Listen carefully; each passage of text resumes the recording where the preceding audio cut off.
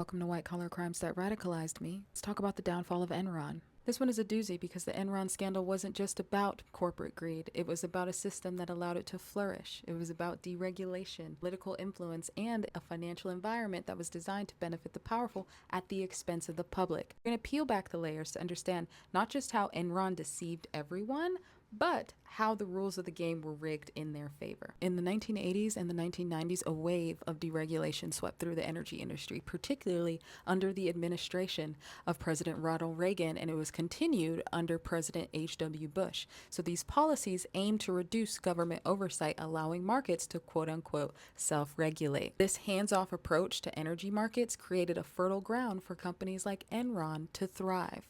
Now, Enron began as an energy company, but with the deregulation of the energy sector in the 1990s, they saw a new opportunity: energy trading. This allowed them to directly sell electricity and natural gas like stocks. What you're doing when you have stocks is you're essentially betting on the price fluctuations in the market. You're essentially saying, hey, I'm buying this stock because I believe in this company. I looked at all the due diligence and I believe that it's going to go up or it's going to go down. Okay, now peep game and lock in, because in the 1990s, the deregulation continued under President Bill Clinton. And the way that it continued was with the repeal of something called the Glass-Steagall Act in 1999. Now, this was a major turning point. Now, this act had been passed back in 1933 when things had started to get a little bit sus, and the purpose of it was to basically separate commercial and investment banking. So its repeal opened the floodgates for companies to take bigger risks. Now, during this time, you had energy companies, including Enron, now benefiting from a lack of strict oversight in their financial operations. They were basically like, cool, the government's out of our business and we can do whatever we want. Enron took that personally and basically said, okay, this is cool. Now we basically get less eyes on our accounting practices and we could just do our own financial dealings. This gave them a lot more room to experiment and eventually to defraud. California energy crisis from 2000 to 2001 is one of the clearest examples of how Enron manipulated the system. So California had deregulated its energy markets in the mid-1990s, and that allowed companies like Enron to trade energy freely. But Enron wasn't just trading. They were manipulating the market to create artificial shortages. The practice called gaming the market. And so Enron would cause blackouts and energy shortages in California, which would drive up the prices more than 800% while they reaped the profits. Meanwhile, it was the Californian residents and businesses that paid for the price, all the while suffering from skyrocketing energy bills and rolling blackouts. Enron wasn't just a powerful corporation, it had hella powerful homies. Kenneth Lay, the CEO of Enron, was a close friend and major campaign contributor to President George W. Bush.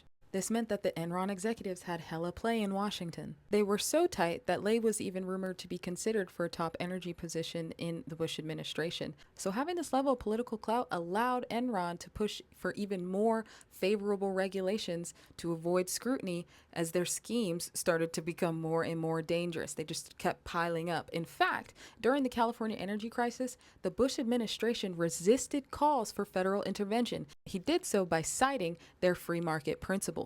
So by the time the crisis had actually come to an end, Enron had already made billions of dollars at the expense of Californians. So now it's 2001 and Enron's facade is beginning to crack. And it's beginning to crack because you have financial analysts asking hard questions about Enron's mysterious finances. So at the core of the problem, Enron had started to use this overly complicated accounting practice, something called mark-to-market accounting, okay?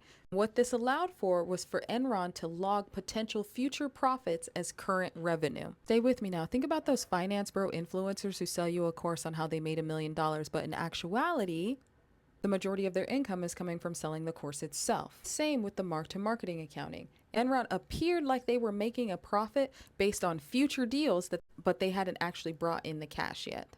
The money itself wasn't coming from the core business, or in this, the influencer case, the influencer strategy. In Enron's case, the energy trading. It was more so coming from manipulating the numbers. So the core sales for the influencer or the accounting tricks for Enron. And they did this for no reason other than to create the illusion of success. The financial analysts are like, okay, hey y'all, this math ain't mathin'. And it wasn't mathing because in reality, they were hiding massive losses in off-the-books partnerships that were created by the CFO, Chief Financial Officer, Andrew Fastow. And something important to remember here is they purposefully overcomplicate these financial instruments so you have no clue what they're talking about and you check out. He called them special purpose entities, and these special purpose entities were designed to keep Enron's debt off of their balance sheet, giving the illusion of financial health. So imagine that you have a lot of debt from overconsumption at Amazon, but you don't want your partner to know how much you owe. So you make a secret deal with your friend to hold that debt for you, so it doesn't look like you owe anything. On paper, it looks like you don't have any debt. But in reality, you still owe a lot of money. It's just hidden with your homie. That is what Enron did. They called it special purpose entities, which is basically secret side companies that would hide their debts and their losses. And this made Enron look like they were doing really well, even though they were actually losing a lot of money. And it was a way to trick everyone into thinking that their company was actually profitable. Were essentially creating the value of their own company. They were saying, this is how much our company is worth based upon the money that we haven't made. You should invest in us. And people did. And by the time the truth came out, it was too late. Enron filed for bankruptcy in 2001, and it became the largest corporate bankruptcy in U.S. history of all time. Their stock went from $90 to less than $1 in just a couple months. Investors lost over $74 billion. Thousands of employees lost their life savings and their jobs. The downfall of Enron taught us many things about greed, corruption, and the role of government in regulating industries. Perhaps the most important lesson in this is deregulation without oversight leads to disaster. Unfettered capitalists cannot be trusted. The next time you hear somebody being a ride or die for deregulation as a path to prosperity, I hope that you remember Enron. This was a company that had everything except ethics. It should be a reminder to you that sometimes the people who are most deserving of scrutiny aren't the ones on the streets, but the ones in the boardroom, the ones that are shaping policies that affect millions.